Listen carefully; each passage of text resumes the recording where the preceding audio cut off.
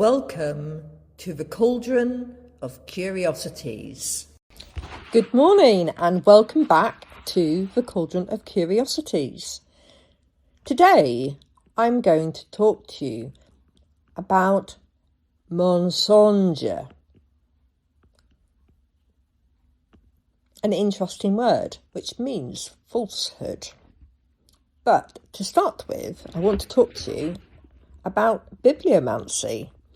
Bibliomancy is described as an ancient form of divination interpreting random passages such as Christians and Jews who are stereotyped as raising the thickened forefinger to stab deep into the leather-bound Torah or King James Bible. The thud echoing throughout the room. The word of God is... And then they go on to tell you their prediction or the spiritual guidance that you need to take from their talk that day. And you will walk home thinking on the passage that came out of that tome. Now, I have several thoughts on the word and its interpretation, and this led me to my own path and voyage of discovery on where the books are giving me information. I believe there is magic in words, and there are words in books. To me, all books are magical, and some I find easier to read than others. But the book itself is a physical representation. It has the power to change me, and it has the power to change you. I realised at some point I was being given universal prompts via the books I discovered, and I found it quite exciting. I was learning and realising that I didn't actually have to read the whole book and consume it. That took quite some time to accept, because I've been raised, you started, so you finished it, even if it was boring and you were fighting with each page and couldn't actually get the words to stick in your head, and you knew that you weren't going to remember any of them, even if you underlined them with pencil or put pieces of sticky paper in there to help you find the page again. It was not staying because it wasn't resonating with you. But what if these books were providers of information, and the books that I saw on the bookshelves of these charity shops that said, pick me up, take me home with you, were providers of personal information to my own journey and my self-development. This, for me, was a moment of clarity. It was a reflection of what I'm learning and whether there was any relevance. And I used the books as a deeper reflection of my self-development. Now, those of you who listen to my podcast on a regular basis know that I'm easily distracted. And today's technology tends to exacerbate my flaws. So I chose to silence the notifications on my phone, apart from my message sound, because not many people text me, so I don't get distracted that often. See, I nearly wandered off down a bumpy lane of distractions, talking about notifications, you know, those mini red circles. Well, going back to the books. So yesterday, I found a book called Mensonge. Now, mensonge is the French word meaning falsehood or fairy tale. Now, this book was a satire take on destructivism. I picked it up because I had a look inside and I got caught up by the lies of Mensonge because I didn't know what mensonge meant. And I thought the book was a useful chapter on this type of philosophy called destructivism.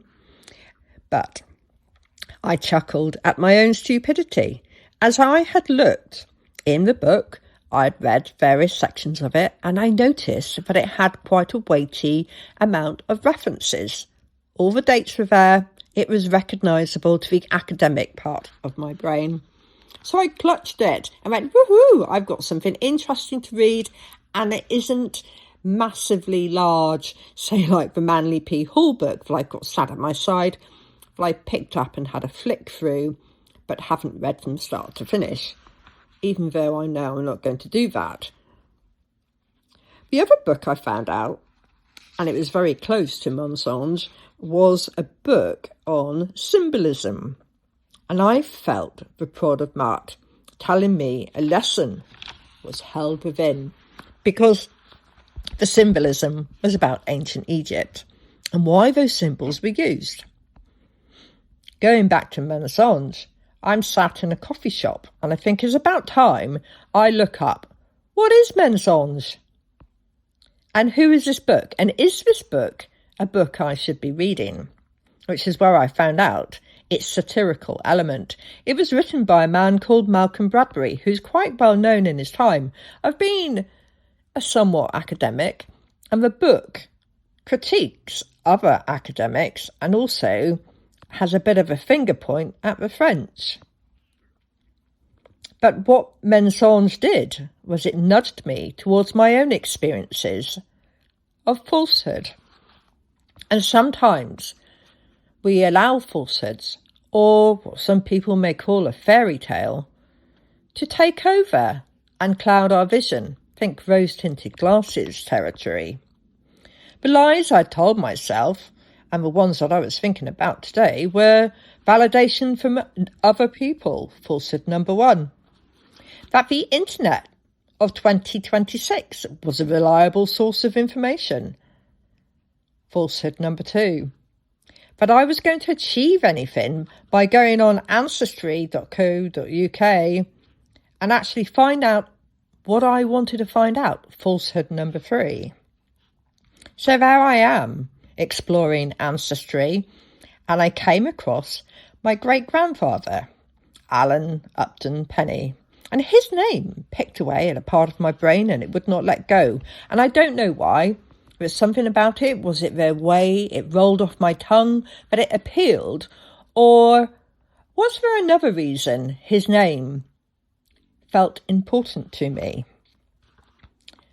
I identified several other observations. So there was this idea that all human beings are interested in their ancestry. And falsehood number 4 is my father was not interested in anything to do with his ancestry and wouldn't answer any of my questions about Alan Upton Penny, his own grandfather. Then there's probably a few stories around that, which I don't think I'm going to get to the bottom of. There are 2 ancestry lines in which I found interesting. So ancestry, what they do is they provide you with lots of hints, and it utilises this idea of little green leaves that are a little bit like those red circles that you see on various software packages telling you that you need to go in and have a look. And you feel magnetised to discover what's going on behind that area. And it drives a part of your brain that we have been marshalled towards, trained, haven't we? We're indoctrinated in the use of software that if something comes up, pops up, like a little red circle or a little green leaf, you'll click on it. Which isn't necessarily a brilliant idea, because what it does is it distracts you and it takes you away from what you were looking for. And you can end up spending a lot of time using up your 2-week free trial, which is what I'm doing, and not actually going and looking and finding the thing that you needed to find in the first place. So you have to be quite structured when you go on these sites if you want to make the most of your free trial and get any information that's of any worth to you. God forbid if we all walked around with our own notification buttons hovering over our right temples. And I did wonder if maybe that's what some people could see. But again, I digress. I saw that Ancestry, another Mensonge, was an internet package luring me to spend my money. It was drawing upon my human instincts, wanting to establish who I was and where I came from. I discovered further falsehoods within the hints. The records showed that the information was reliant on the integrity of the record keeper and their handwriting skills. Luckily for me, Euston Railway's ledger clerk had a natural cursive style that enabled clarity, and they annotated the records with useful information. I found out that Alan Upton Penny, my great-grandfather, was a clerical apprentice at age 15 at Euston Station. The ledger also noted that Alan's father was employed in the audit office with the date 1900, so that was ancestry gold. It was useful and it appeared to be factual. I was then curious about my Bell ancestors. My grandmother, who was very proud of a Bell name, she named her favourite son after a James Bell, and looking on Ancestry, there are quite a lot of James Bells in there within her own ancestry line. And the Bell name was transferred down the matrilineal line several times and adopted by sons to then ensure its posterity. And this got me interested, my curious nose, and I wanted to know what was so important about the name Bell. Now, just in case you have not used Ancestry before, I will interject again. But it seems to be common practice for the software to make available records that other family tree users have made available. And I think you can say, yes, I want to share this. And this generates some of the green leaves that you'll find. And I, on my quest of a Bell heritage, followed the trail that had been set by these other Ancestry users. So there I am, a veritable Sherlock Holmes of the internet with my bloodhounds released. I find myself surrounded by bells and porterbells, living in a village called Sovery. No address, just a village in the middle of a fens. The bells thread back to the 1500s, and it seems an intrepid Bell relative has been on here before, and this is where I hit what people might say is the ancestry jackpot. I found a relative who was famous, well known in the 1500s, known to Elizabeth I, believe it or not. This was the nirvana of why most people pay for genealogy, it seemed. I'd found an ancestor recorded in history, and someone had made a link between him and my ancestor, John Bell, 1551 to 1595. Now, John Bell was my 13th grandfather, is recorded as living in a place called King's Lynn in Norfolk. And Sir Robert Bell, Speaker of House of Commons, lived in a place called Outwell in Norfolk. The logical part of my brain kicked in, saying, let's not just call this a falsehood yet, or a mensonge, but in the tab for sources, there was nothing there. Zero, nada, zilch. So, actually, resource-wise, suggested there was no link to Sir Robert Bell. Well, I had a look, and logic said the geography of King's Lynn was about 33 miles away from Outwell. And Outwell was a network of waterways within the fens. But there was a suggestion that Sir Robert was likely to have travelled to King's Lynn on business. A bit of internet digging, I found that Sir Robert was a lawyer, and he worked in King's Lynn and later became the MP there. And there was a suggestion that he would likely have travelled by boat, so he would have got there a bit quicker than by horse, potentially. I then found a record that says Sir Robert Bell was married 3 times in his 52 years. The record books favoured his 3rd marriage to Dorothy Beaupre. And this is mainly because Dorothy brought land with her. She was landed gentry of the blue blood. and a Facebook rabbit hole offered research that Robert Bell was of noble lineage. But this was yet another mensonge, because the Robert Bell that I kept coming across, despite the fact that he was a speaker in the House of Commons, was the son of a merchant. His marriage to Dorothy Beaupre was his third marriage. He had earlier marriages to Mary Chester and Elizabeth Anderson. So there's a possibility he had children with those women, especially of that time, and that the sons who inherited Beaupre Hall inherited them through their mother, Dorothy Beaupre, and it would not have gone to my line of bells. My other observation is that despite my potential ancestor Sir Robert Bell coming from a merchant, he was an intelligent man, which is how he ended up being a lawyer. My research also uncovered that Ancestry had incorrectly clouded facts by suggesting that someone called Lady Elizabeth Inkpen was Sir Robert Bell's wife, and this has caused a mass of confusion. Further mensonge.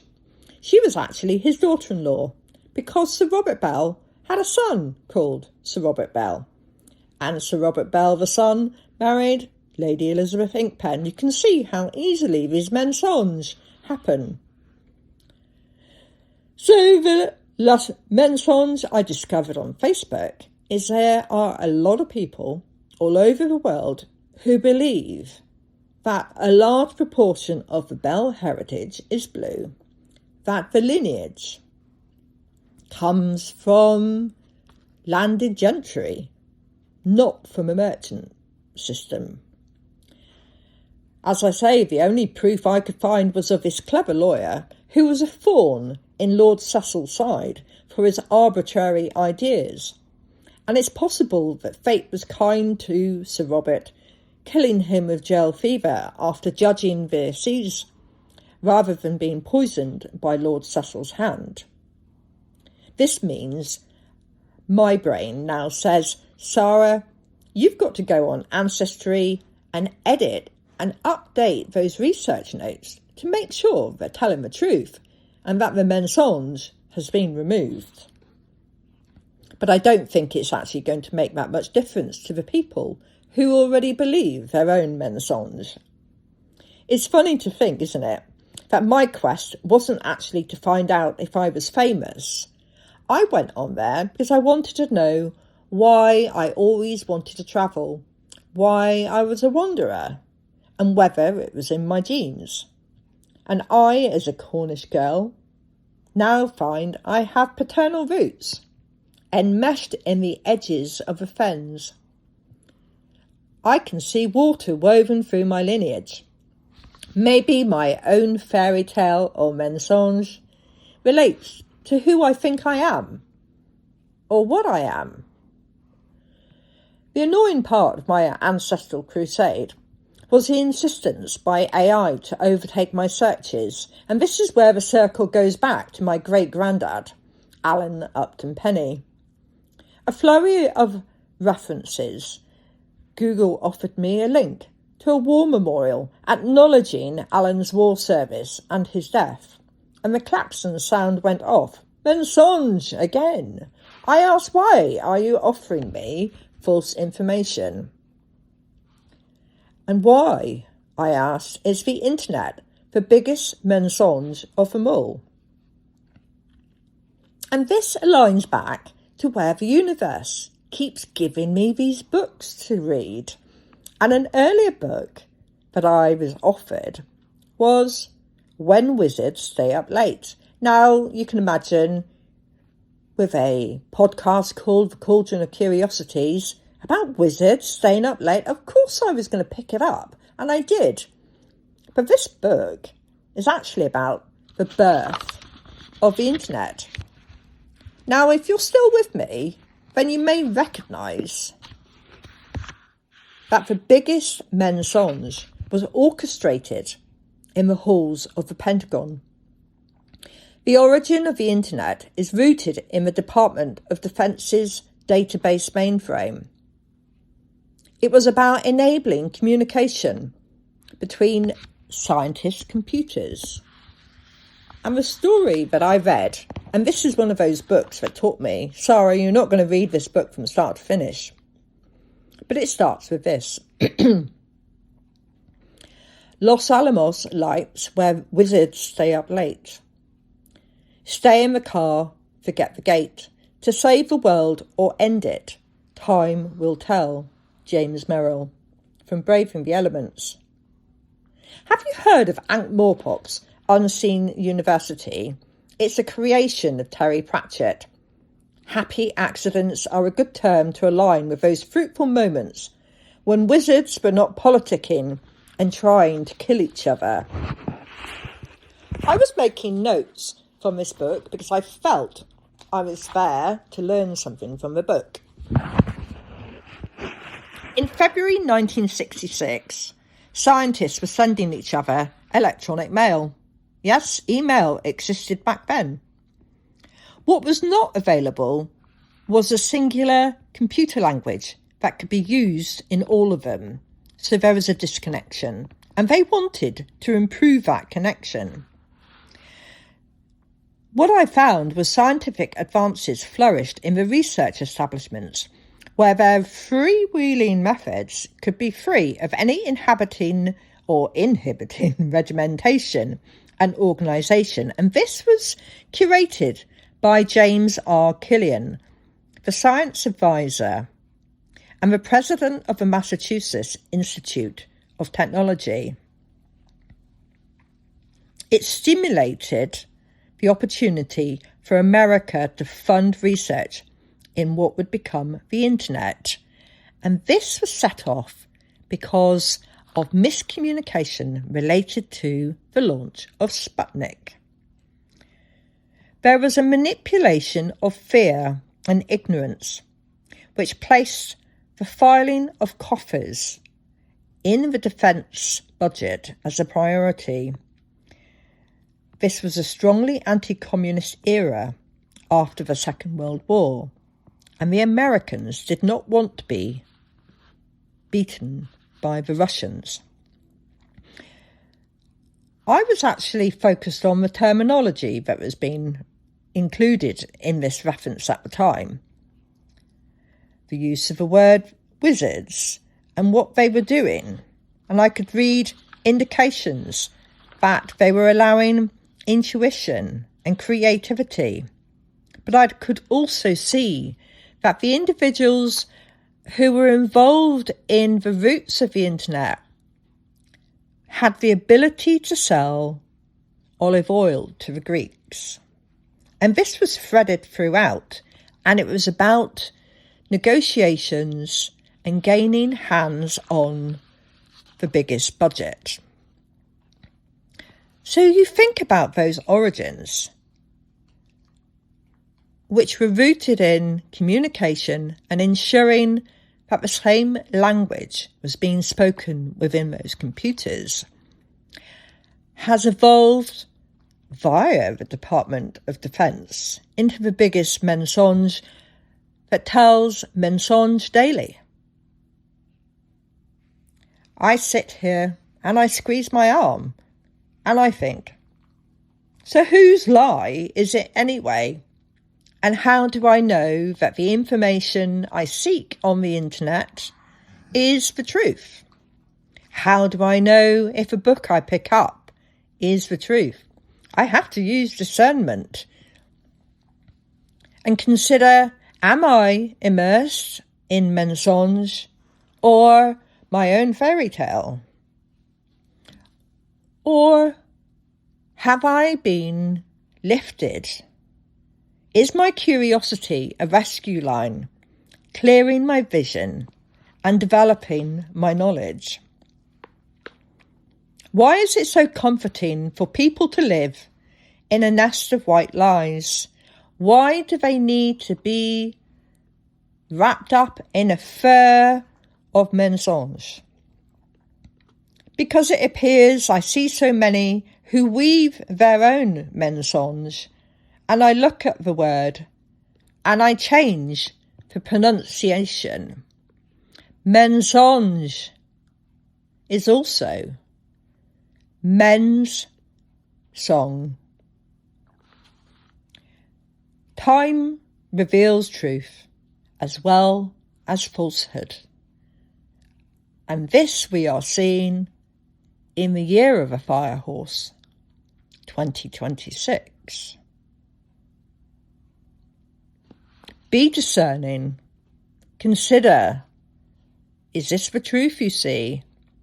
Or is this a mensonge delivered to curate your life or your actions? Where is it taking you? What does that information have that is of use to you, or is it of use to someone else? What have I been reading recently? Well, first of all, I've read a book that was published in 1946 called The Little White Horse by Elizabeth Goudge. As you might expect of a book of this time period, it has a theme of good versus evil. The book is written for children, but I felt it allowed even adults to reflect and make changes. It allowed you to change the things that you might regret. Maria, the heroine, the Moon Princess, believes even the most wicked have a spark of good in them that can be kindled. The household descriptions within the book reminded me of the stories I created when I was young. A clean cottage, a well-lit fire, and lots of tasty baked goods. The parson in the story sings a hymn of gratitude towards the earth and the elements that reflects the indigenous thanksgiving. Love within the book is given easily, and kindness is carved with respect. The book is set in spring, my favourite time of year, and the little white horse aligns with new beginnings and echoes how a seed that falls and is then hidden from sight may be believed to be the end of a cycle. Yet spring sees it pushing through its first two leaves upwards towards the warming rays, a new life, a continuation of the life cycle. As I tread across the grassy field, dicotyledons of near trees unfurl wings of green amongst winter grass. It reminds me of the zest for life that surrounds us. The little white horse captured the essence of goodness in a charming way and reflects on how we can build harmony with the past and the future. Forager's feedback. A couple of days ago, I walked down a lane because the sun was shining and I was enticed by the white blossom that was bouncing and curving with the northern breeze. It was more windy than a breeze, but the blossom was tossing its head. And I looked down and there was a grass section to the middle of a lane. I looked closer and there were purple crocus with a yellow piece of saffron. And closer still, and I could see a common mint, a lamiaceae, with its purple flowers. How often do we stop when we're foraging and really look at what's hidden underneath the other plants? Do you move things out of the way to have a closer look? Or do you only look at the surface? I sometimes make the mistake myself of looking at the surface and smiling at the beautiful sight, and I miss the other things. I remember last year when litter picking and lifting a bag out of the way because someone had kindly left their dog poo bag behind, and I found a red fungi, and it was called a mouse ear, but it was a really bright red colour. And I used my forager's tool my camera and I took some photos of the mouse ear, which I still have.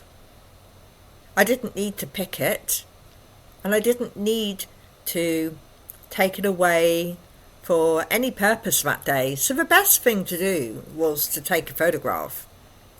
And it was the same with this lane, where I took a photograph and I was able to zoom in and see the things that maybe you could only see if you lay down on your stomach like a child would, and investigated what was going on amongst the grass.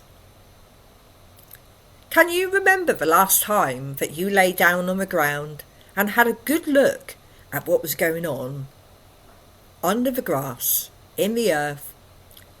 Watch the spiders scuttling around. What insects do you see? Maybe you might notice that there's a few ladybirds out there at the moment. It seems that when it warms up, they come out of their hiding places looking for food. And they do seem to be a little bit stunned, so maybe move them on to something that they might be able to eat. But be careful. I remember last August moving a ladybird and it actually bit me. I was quite surprised. I didn't think they bit you, but they can. So, warning there. But let me know what you find, and thank you for listening to the podcast today. Thank you for listening to this episode of the Cauldron of Curiosities. Don't forget to follow the podcast, share it with a friend, and keep your lantern handy for the next curious tale.